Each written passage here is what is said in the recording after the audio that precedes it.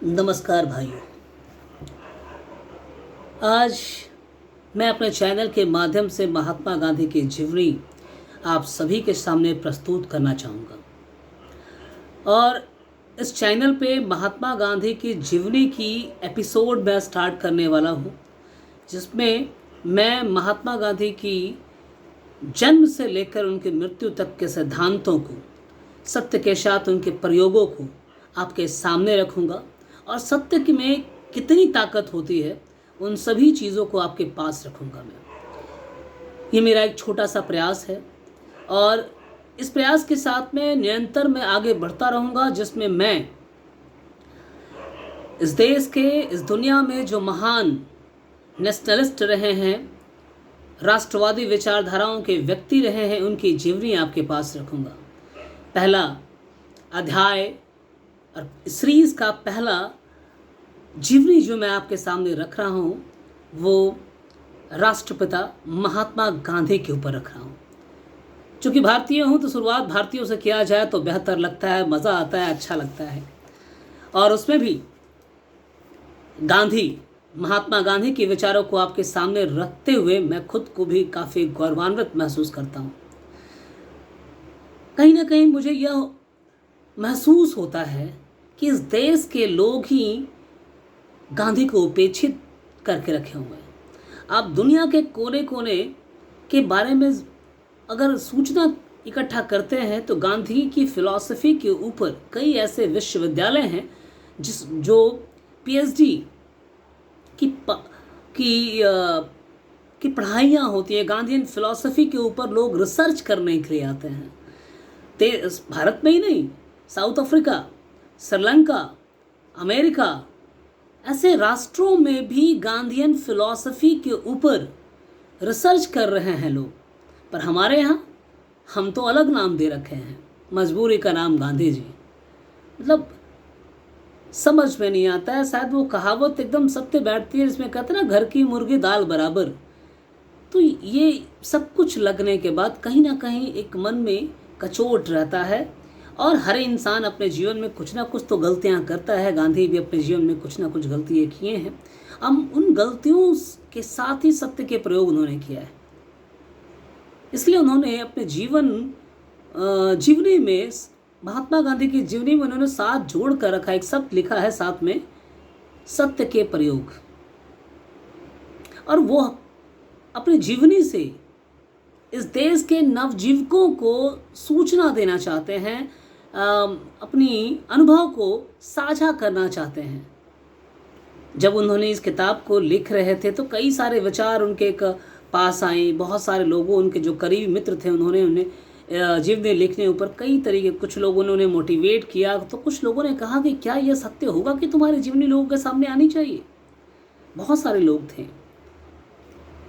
उन्हीं चीज़ों को मैं आपके सामने रखने जा रहा हूँ। आशा करता हूँ मेरा ये प्रयास आप लोगों को अच्छा लगे। जो कुछ भी है, ज्ञान हर जगह से मिल रहा है और हमें उस ज्ञान को बटोर लेना है।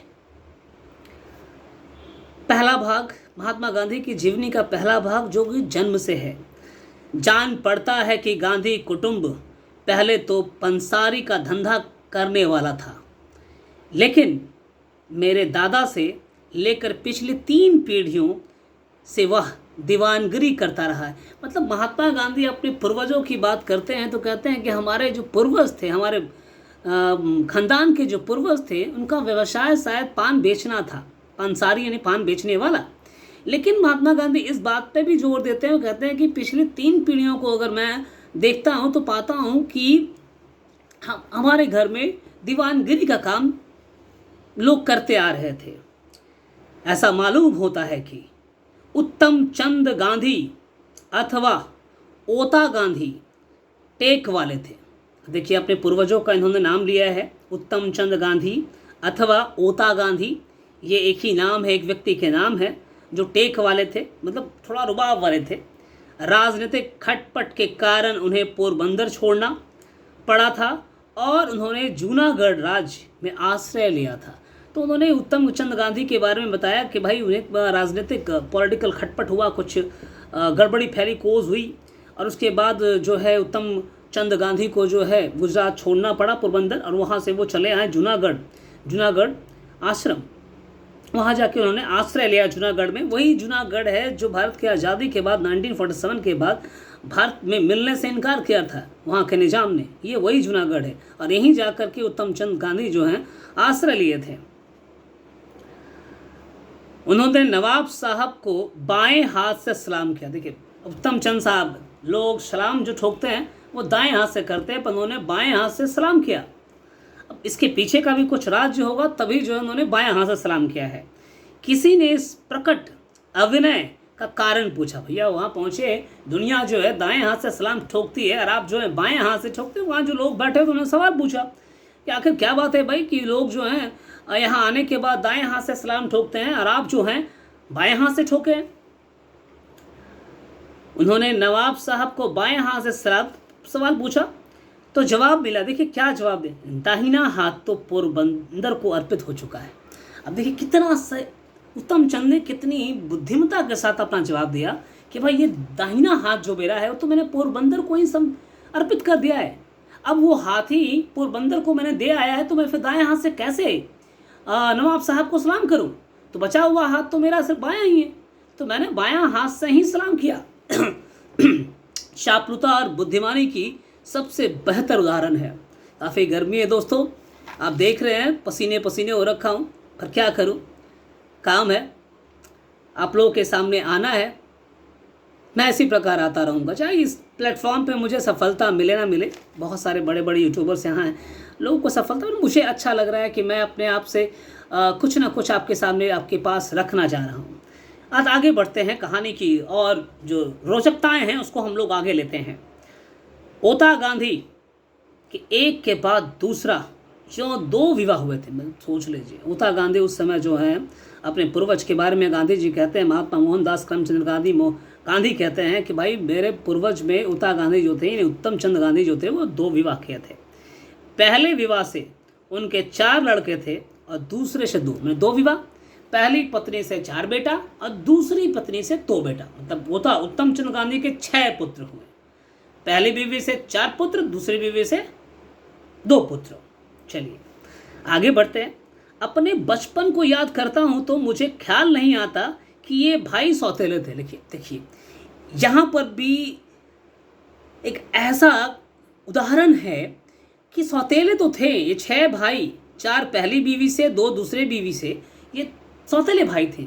पर इन्हें याद पड़ता है, ये कहते हैं कि मुझे जहाँ तक याद पड़ती है मैंने कभी ऐसा महसूस नहीं किया कि हमारे बीच सौतेलापन का व्यवहार हो, कहीं से भी नहीं। हम 4, 2, 6 थे, पर 6 अपने लगते थे, सौतेलापन का शब्द नहीं था। सोचिए कितना भावुक पल और कितने अच्छे शब्द हैं कि बच्चों में भाईचारा की भावना और कहाँ से उत्पन्न होगी। समाज में जिस प्रकार से सौतेलेपन की उदाहरण दिए जाते हैं उससे तो खंडित होता है समाज। पर उन्होंने अपनी जीवनी में साफ लिखा कि हमारे घर में हम 6 भाई थे। 4 बड़ी माँ पहली बीवी से, उत्तम चंद की प्रथम बीवी से थी, 2 दूसरी बीवी से थे, दूसरी माँ थे। 6 थे, पर 6 में सौतेलेपन का कोई व्यवहार नहीं था, अपनापन सा लगता था, सभी मिलजुल के रहते थे, कोई सौतेलापन का शब्द नहीं आता था। ये भी एक सीख है कि हमें कैसे जीना है, भाईचारा क्या होती है, ब्रदरहुड क्या होती है, ये सौतेलापन और क्या होता है। शायद गांधी ने भी इसके ऊपर, महात्मा गांधी ने भी इस पर कटाक्ष किया है। अगर दिल में प्यार हो तो कोई सौतेलापन नहीं होता, अपनापन हो तो कोई सौतेलापन नहीं होता। इनमें 5वें करमचंद अथवा काबा गांधी और आखिरी तुलसीदास गांधी थे। 5वें स्थान पे करमचंद अथवा काबा गांधी और 6ठा स्थान पे जो थे वो तुलसीदास गांधी थे। दोनों भाइयों ने बारी बारी से पोरबंदर में दीवान का काम किया। अब ये देखिए भाई, करमचंद ने काबा गांधी और तुलसी चंद्र गांधी जो है पोरबंदर में एक एक करके वन आफ्टर अदर बारी बारी से दीवानगिरी किया है पोरबंदर में। काबा गांधी मेरे पिताजी थे, मोहनदास करमचंद गांधी 5वें नंबर पे थे। उत्तम चंद गांधी के 5वें पुत्र, यानी दूसरी बीवी से थे। 5वें पुत्र जो हैं वो काबा गांधी है जिन्हें करमचंद गांधी कहा गया। ये करमचंद गांधी वही है जो महात्मा गांधी के पिता हैं, उनके बारे में की जा रही है। पोरबंदर की दीवानगिरी छोड़ने के बाद वे राजस्थानी कोर्ट के सदस्य बने। अब दीवानगिरी के पद से जब ये हटे तो फिर कोर्ट में राजस्थानी कोर्ट के सदस्य बन गए थे, मेंबर बन गए थे। ठीक है, बाद में राजकोट में और कुछ समय के लिए वांकानेर में दीवान थे। पर कुछ वक्त के लिए फिर काबा गांधी को फिर जो है राजकोट का और फिर जो है वांकानेर नामक जगह का जो है, जो दोनों गुजरात में ही है, दोनों जगह के दीवान के रूप में इन्हें काम दिया गया। मृत्यु के समय वे राजकोट दरबार के पेंशनर थे। जब इनकी मृत्यु हो रही थी, जब इनकी मृत्यु हुई थी, उस समय ये राजकोट के दीवान थे और पेंशनर के रूप में ये इन्हें पेंशन मिलती थी। राजकोट की दीवानगिरी के अवज में इन्हें पेंशन मिलती थी। काबा गांधी के एक के बाद एक यों 4 विवाह हुए थे। काबा गांधी, करमचंद गांधी, एक के बाद दूसरा, दूसरे के बाद तीसरा, तीसरे के बाद चौथा, चौथे के बाद पांचवा नहीं, 4 ही विवाह, तो 5वां नहीं, 4 ही विवाह। काबा गांधी ने, करमचंद गांधी ने, मोहनदास करमचंद गांधी के पिता ने 4 विवाह किया था। भाई उस समय तो, जिस समय की बात है, हिंदू मैरिज एक्ट तो थी नहीं कि भाई आप एक पत्नी आप रखे हुए हैं तो इसके एवज में आपको फिर दूसरी शादी नहीं करना होगा, तो उसमें कानून तो था नहीं। और ये काबा गांधी यानी करमचंद गांधी जो है, एक के बाद दूसरा, दूसरे के बाद तीसरा, तीसरे के बाद चौथा, 4 विवाह कर डाले। चलिए आगे देखते हैं। पहले 2 से 2 कन्याएं थी। महात्मा गांधी कहते हैं भाई काबा गांधी ने करमचंद गांधी की पहली 2 बीवियां जो थी उनसे 2 बेटियां थी। अंतिम पत्नी पुतली बाई से 1 कन्या और 3 पुत्र थे। जो चौथी पुत्र थी, जो अंतिम बीवी थी, उनसे जो है 1 कन्या हुए और 3 पुत्र हुए थे। उनमें से अंतिम मैं हूँ। सोच लीजिए, चौथी बीवी के पहले 1 पुत्री हुई, फिर 3 पुत्रों में से चौथे नंबर पे यानी तीसरे भाई, यानी उस बहन के तीसरे भाई थे, सबसे छोटे। मतलब कह लीजिए कि चौथी बीवी के सबसे छोटे संतान जो थे वो थे महात्मा गांधी यानी मोहनदास करमचंद गांधी। पिता कुटुंब प्रेमी, सत्य प्रिय, सूर, उदार किंतु क्रोधी थे। अपने पिता के बारे में कहते हैं कि वो कुटुंब प्रेमी, अपने घर के प्रेमी थे, अपने घर के लोग से बहुत प्यार करते थे। सत्य से हमेशा उन्हें लगाव रहा था। शूर, बहुत ही दैवीय, मतलब कहते हैं ना असुरी, इनमें असुरी गुण नहीं थे, सूर गुण थे, ईश्वरी गुण थे, परंतु उदार व्यक्ति भी थे। लेकिन इन्हें क्रोध ज़्यादा आता था। काबा गांधी को क्रोध ज़्यादा आता था, गुस्सा ज़्यादा आता था। थोड़े विषयासक्त भी रहे होंगे, और विषयासक्त में सब तो कठोर वाणी वाले भी रहे होंगे। अपने पिता के बारे में ये कहते हैं। उनका आखिरी ब्याह 40वें साल के बाद हुआ था। भाई चौथी शादी 40वें साल के बाद, हो सकता है 41 में, 42 में, 43 में, 44 में, कभी भी हो, पर 40 के बाद हुआ था चौथी विवाह। हमारे परिवार में और बाहर भी उनके विषय में यह धारणा थी कि वे रिश्वतखोरी से दूर भागते हैं। मतलब ये इतने ईमानदार हैं कि घर ही छोड़ दीजिए, घर में ही, साथ साथ बाहर वाले भी लोग जानते थे, आसपास के लोग भी, कि भाई काबा मोहनदास करमचंद गांधी के पिता, गांधी जी के पिता, ठीक है, वो रिश्वतखोर नहीं है, ईमानदार व्यक्ति हैं। बेईमानी का पैसा उन्हें हजम नहीं होता है, वो ईमानदारी से कमाए हुए पैसे से ही जीना चाहते हैं। तो समझ लीजिए, दीवान होने के बाद भी इन्हें बहुत सारा धन संपत्ति इनके पास नहीं रहा होगा, क्योंकि ईमानदार थे। ईमानदारों के पास पैसा कहाँ होता है, वो तो है, ईमानदारों के पास पैसा नहीं होता है। जब तक पैसा गलत तरीके से जो लोग कमाते हैं, रिश्वतखोरी करते हैं, उनके पास देखिए पैसे होते हैं। आज भी चले जाइए, कई ऐसे ईमानदार मिलेंगे जो अपने बच्चे को सही से शिक्षा नहीं दे पाते हैं। लेकिन उसी पद पे दूसरा व्यक्ति जो है, अगर रिश्वतखोर है, सरकारी है, रिश्वत कमाना जानता है, तो वो देखिए करोड़ों की संपत्ति बना रखा होगा। पर इनके बारे में तो सीधे दिखा दिया गया भाई कि ये जो थे करमचंद गांधी, ये बड़े ईमानदार व्यक्ति थे, काबा गांधी जी। आगे चलता हूँ। इसलिए शुद्ध न्याय करते हैं, ईमानदार हैं, तो इनके मन में छल कपट नहीं था। शुद्ध न्याय, शांति प्रिय, सत्य के मार्ग पे चलने वाले, तो शुद्धता के साथ ये न्याय करते थे। अन्याय के खिलाफ रहते थे। जो सत्य है वो सत्य है और सत्य के साथ ये चलते थे काबा गांधी। शायद महात्मा गांधी को सत्य की जो शिक्षा है, पाठ है, इनके पिता से ही वंशानुगत रूप में मिला था।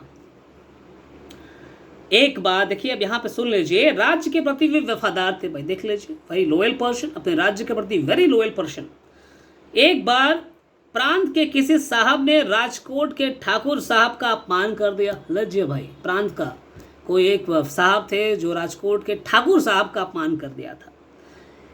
देखिए आगे क्या होता है, अपमान का परिणाम क्या निकलता है। पिताजी ने उनका विरोध किया, यानी काबा गांधी साहब ने विरोध कर दिया। क्या आप कैसे ठाकुर साहब का विरोध अपमान कर सकते हैं।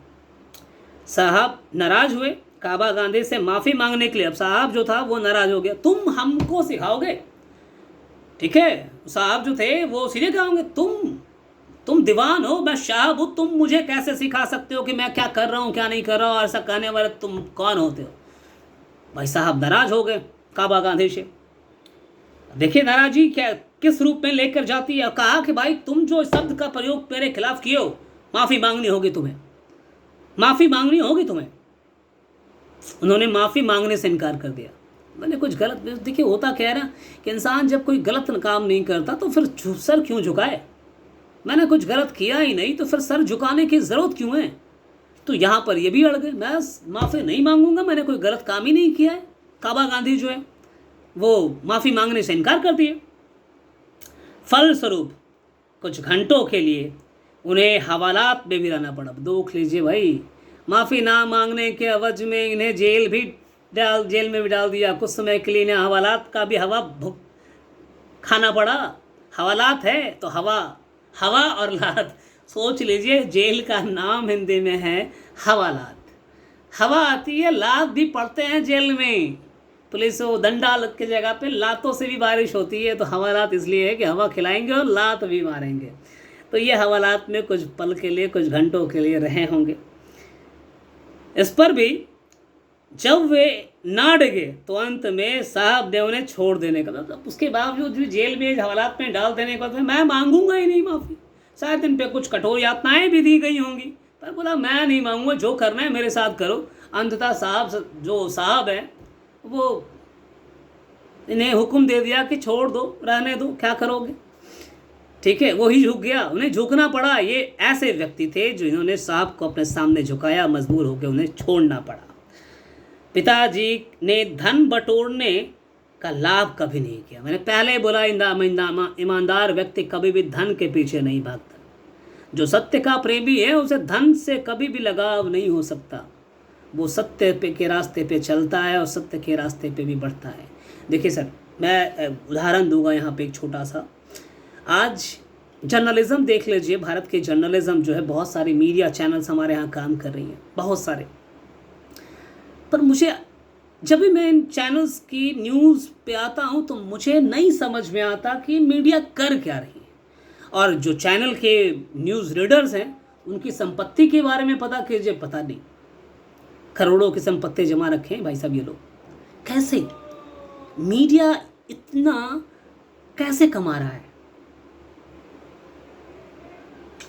मैं कुछ ऐसे जो ईमानदार जर्नलिस्ट होते हैं ना, वो बहुत मेहनत करके, बहुत मेहनत करके जो है सच्ची सूचना एकत्रित करते हैं, सच्ची सूचना, और उस सच को रखने का प्रयास करते हैं, चाहे उनके जान क्यों ना चले जाए। और कई बार भारत में ऐसा हुआ है कि ईमानदार जर्नलिस्ट को अपने जान से भी हाथ गंवाना पड़ता है, पर उनके पास संपत्ति नहीं होती थी सर। मीडिया का काम है, जर्नलिज्म में यही सिखाया जाता है कि सत्य को सामने ला के रखो। पर आज हमारे देश की मीडिया जो है वो सत्य को नहीं, वो सारी बातें ला के रख देगी, पर सत्य से उसका कोई वास्ता नहीं होगा।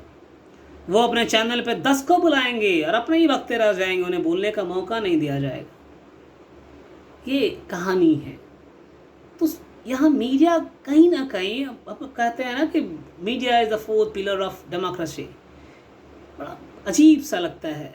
डेमोक्रेसी अलग हो चुकी है, मीडिया अलग हो चुकी है, दोनों में कोई मतलब कि कहते हैं मेल ही नहीं, कोई मेल नहीं है उसके बीच में, अलग तरीके से काम कर रहे हैं दोनों। खैर कोई बात नहीं, पता नहीं इस देश का क्या होगा। जब तक इस देश की मीडिया ईमानदारी से अपना काम शुरू ना करे तब तक कोई फ़ायदा नहीं है। मैं तो न्यूज़ देखता ही नहीं सर, थोड़ा वही कहानी है कि मैं देख लिया ऑनलाइन जो न्यूज़पेपर है वो देख लेता हूँ बस, इससे ज़्यादा नहीं।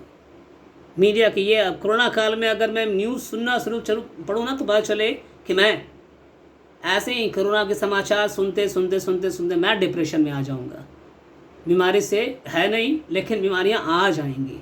इससे अच्छा है भाई कि अपनी फिटनेस पे ध्यान रखो, कुछ काम में बिजी रहो, बस make yourself busy, try to cast performance in every field. हर एक फील्ड में आप जो है काम करते चले जाइए, कि कोई भी काम छोटा नहीं होता है, कोई भी एक्ट छोटा नहीं होता है। Perform that, try to keep yourself busy my dear, try to keep yourself busy.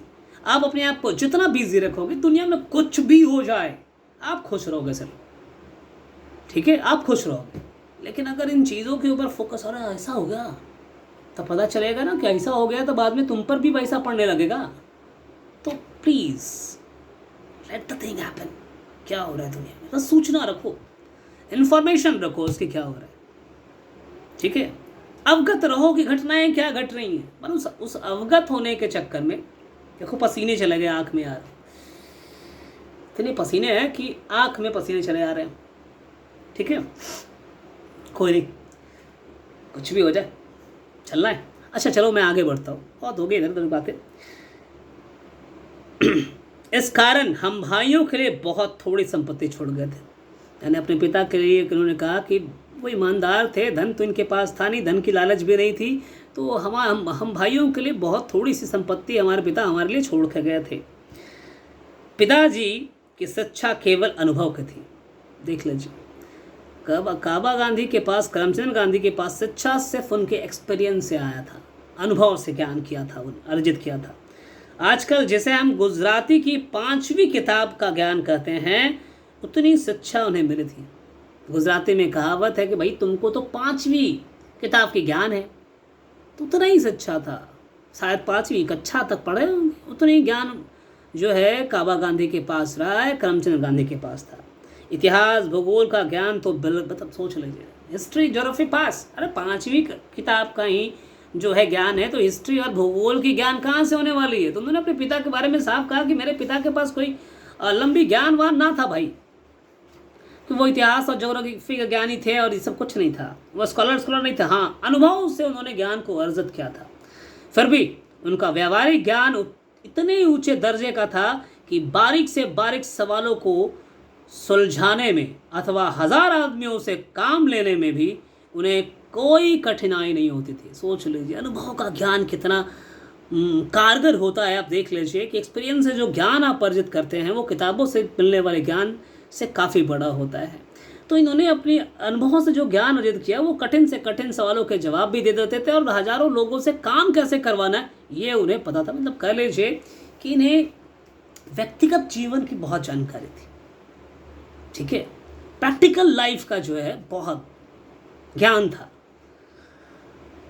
धार्मिक शिक्षा नहीं के बराबर थी, धर्म की शिक्षा भी इन्होंने नहीं ली थी, पर मंदिरों में जाने से और कथा वगैरह सुनने से जो धर्म ज्ञान असंख्य हिंदुओं को सहज भाव से मिलता है वह उनमें भी था। तो जो भैया, लेकिन हाँ ऐसा नहीं था कि नास्तिक थे, मंदिर जाते थे, मंदिर में भजन कीर्तन में भाग का हिस्सा होते थे, सुनते थे। अब उसी भजन कीर्तन और मंदिरों में बैठने से जो ज्ञान है धर्म का मिला, उससे इन्होंने धर्म की ज्ञान अर्जित किया है, प्राप्त किया है सहज भाव से। हर भारतीयों को, भाई हर भारतीय पढ़ा लिखा नहीं है, लेकिन धर्म के बारे में जानकारी कहाँ से मिली हुई है? मंदिरों से मिली हुई, वहीं से उसे ज्ञान मिला हुआ है। आखिर के साल में एक विद्वान ब्राह्मण की सलाह से जो परिवार के मित्र थे उन्होंने गीता पाठ शुरू किया था और रोज पूजा के समय वे थोड़े बहुत ऊंचे स्वर में पाठ किया करते थे। तो जब इनकी मृत्यु का समय नज़दीक आने लगा था, आखिरी वक्त था जीवन का, तो उनके एक ब्राह्मण मित्र हैं, उन्होंने यह सुझाव दिया कि आपको जो है अपने घर में या आपको गीता का पाठ करना चाहिए। तो सुबह पूजा के वक्त जो है प्रत्येक दिन थोड़ा थोड़ा गीता का भी पाठ किया करते थे। और आप सभी जानते हैं कि हिंदू धर्म में गीता का महान स्थान है। हम सभी को गीता का पाठ करना चाहिए, थोड़ा थोड़ा ही सही, पर गीता के अंशों को अपने जीवन में लाना बहुत ज़रूरी है।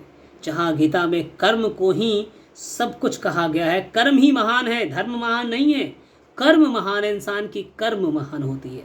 तो तो कर्म करते जाओ बच्चा, फल की चिंता मत करो। ऐसी बातें भी हमारे गीता में ही लिखा हुआ है। तो हमें कर्म करते रहना चाहिए, कर्म से पीछे कभी नहीं हटना चाहिए। कर्म करते जाइए और ये बस सोचिए कि इसका फल क्या निकलेगा, इसका प्रतिफल मुझे क्या मिलेगा। मिलेगा, ठीक है, देर सबेर कभी ना कभी उसका प्रतिफल आपको मिलेगा। इसलिए कर्म को करते जाएं। मुझे पूरा यकीन है अगर आप कर्मी हैं तो उसके परिणाम तो आपको मिलेंगे और अच्छे परिणाम मिलेंगे। हो सकता है थोड़ा देर हो सके, कहते हैं ना ऊपर वाले के यहाँ देर है पर अंधेर नहीं है, मिलता है। मेहनत करते जाइए, कर्म करते जाइए, आपको सफलता मिलेगी, हर हाल में मिलेगी। चलिए आगे बढ़ता हूँ। पहले पार्ट का पहला कुछ पल जो हैं वो पढ़ता हूँ। उससे भी कई एपिसोड में, जन्म के अंतर्गत में कुछ कई एपिसोड्स हैं, तो उसके अंदर रखूँगा क्योंकि बहुत छोटा नहीं है, घंटों लग जाएंगे, 25 मिनट तो ऐसे ही हो गए। मेरे मन पर यह छाप रही कि माता साध्वी स्त्री थी। अपनी माता के बारे में अब जो सब निकालते तो कहते हैं माता हमारी जो थी बहुत साध्वी इंसान, बहुत ही श्रद्धालु किस्म की औरत थी। हमेशा पूजा पाठ के कभी भोजन, बिना पूजा पाठ के ये भोजन ना करने वाली औरत। मतलब सोच लीजिए सुबह उठने के पहले स्नान कर लेगी, पूजा पाठ करेगी, तब जाकर अन्न का निवाला पेट में जाता था। बड़ा साध्वी महिला थी महात्मा गांधी की माता जी। हमेशा हवेली जाती थी, वैष्णव मंदिर, हवेली जो यहाँ शब्द है वो वैष्णव मंदिर यानी वैष्णवी थी ये। और वैष्णव विष्णु के, भगवान विष्णु के मंदिर, उपासक नहीं तो विष्णु के मंदिर जाया करती थी। जब से मैंने होश संभाला तब से मुझे याद नहीं पड़ता कि उन्होंने कभी चतुर्मास का व्रत, मतलब सोच लीजिए महात्मा गांधी की जो माँ थी हमेशा चतुर्मास की उपवास किया करती थी। चतुर्मास हर महीने आता है, हर महीने में ये उपवास वो किया करती थी। वे कठिन से कठिन व्रत शुरू करती और उन्हें निर्विघ्न पूरा करती। कठिन से कठिन हिंदू धर्म में जो व्रत हैं उन व्रत को करती और उसे पूरा प्रतिष्ठा के साथ पूरा करती थी। लिए हुए व्रतों को बीमार होने पर भी कभी ना छोड़ती। जो व्रत ये लेती थी, बीमार भी रहती थी, फिर भी वो व्रत को छोड़ती नहीं थी, उस व्रत को करती थी। बड़ा दृढ़ संकल्पी महिला थी महात्मा गांधी की माता जी। ऐसे एक समय को मुझे याद है, महात्मा गांधी को याद आता है अपनी माँ के बारे में कि एक समय का याद है जब माँ के साथ कुछ पल बिताए होंगे और वो पल याद स्मरणीय पल रहा होगा कि जब उन्होंने चंद्रायन का व्रत लिया था। व्रत के दिनों में वे बीमार पड़ी पर व्रत ना छोड़ा, पड़ गई थी। चंद्रायन, चंद्र इस पे हो तो चंद्रायन क्या व्रत था कि चंद्र की आकार जैसे जैसे बढ़ती थी ना तो लोग वो जो है ना कोर वैसे वैसे भोजन की मात्रा बढ़ती थी। फिर जैसे घटते जाता था तो वैसे वैसे भोजन घटते चला जाता था। तो ये चंद्रायन की व्रत रही थी होती है। तो इस व्रत में जो है वो की पर बीच में बीमार पड़ी पर उन्होंने व्रत नहीं छोड़ा। कितनी साध्वी औरत थी, प्रतीकात्मक औरत थी। आज के दौर में ऐसी औरत मिलना मुश्किल है, बड़ा मुश्किल है। और मैं ये भी कह सकता हूँ कि आजकल की लड़कियाँ जो हैं इस प्रकार की चीज़ें पढ़ते, लड़कियाँ छोड़ दीजिए, बच्चों की, सारे बच्चों, लड़के और लड़कियाँ सबकी बात करता हूँ। कौन गांधी के बारे में पढ़ना चाहता है? कौन पढ़ेगा गांधी जी के जीवनी पढ़े, सीधे विचार ही आते हैं ना, कौन पढ़ेगा भाई। जीवन को सार्थक दिशा में ले जाना है तो हमें कुछ उल्टे कर्म करने होते, उल्टे कार्य, दूसरों से अलग कार्य करने होते। एपीजे अब्दुल कलाम वैसे ही अब्दुल कलाम ना बने। उन्होंने ज्ञान को अर्जित किया, सब कुछ पढ़ा, कुरान पढ़ा, गीता पढ़ा, बाइबल पढ़ा। कहते कह रहे वो इस्लाम है, वो तो मुसलमान है, कि गीता कैसे पढ़ लिया? यहाँ तो ऐसे विचारों वाले लोग हैं, वो तो सीधे कहते रहेंगे अरे भाई वो तो इस्लाम का था, मुसलमान था, तो फिर गीता कैसे पढ़ लिया भाई? ऐसे विचारधाराओं के लोग। मैं इतना ही कहूँगा कि धर्म इंसानियत से बड़ा नहीं है। हम हैं तो धर्म है। अब जब इंसान ही ना रहेगा तो धर्म कहाँ रहेगा? धर्म ने हमें पैदा ना किया है, हमने धर्म को अपनाया है, धर्म को बनाया है, ठीक है? तो धर्म कभी भी इंसानियत से बड़ा नहीं होता। धर्म वही, इंसानियत के रास्ते पे चलना ही सबसे बड़ा धर्म है। चाहे वो किसी भी धर्म की किताबें पढ़ लीजिए, सबसे बड़ी धर्म इंसानियत है। इसके आगे की पाठ मैं अगले एपिसोड में आपके सामने रखूंगा। तब तक के लिए जय हिंद, जय भारत। और बड़े मज़ेदार से ये कहानी चलती जाएंगी। अच्छा लगेगा, आपको भी अच्छा लगेगा। सुनते सुनते आप भी अच्छा महसूस करेंगे। पर आपसे उम्मीद करता हूँ अगर ये वीडियो आपको अच्छा लगता हो तो लाइक करें, कमेंट करें भी और लोगों को शेयर भी करें, ताकि महात्मा गांधी की जीवनी को अधिक से अधिक लोगों तक पहुंचाया जा सके। मैं उनकी हर एक सत्य के साथ हर एक प्रयोगों को भारत के जन जन तक पहुंचाना चाहता हूं, और इसी माध्यम से मैं चाहता हूं कि हर एक लोग जो इस वीडियो को देखे वो हर किसी को शेयर करे, ताकि हर लोग इस कथा को सुने, इस कहानी को सुने और उनसे सीख करके अपने जीवन को मार्गदर्शित करें। अंततः मैं यही कहना चाहूँगा, जय हिंद, जय भारत।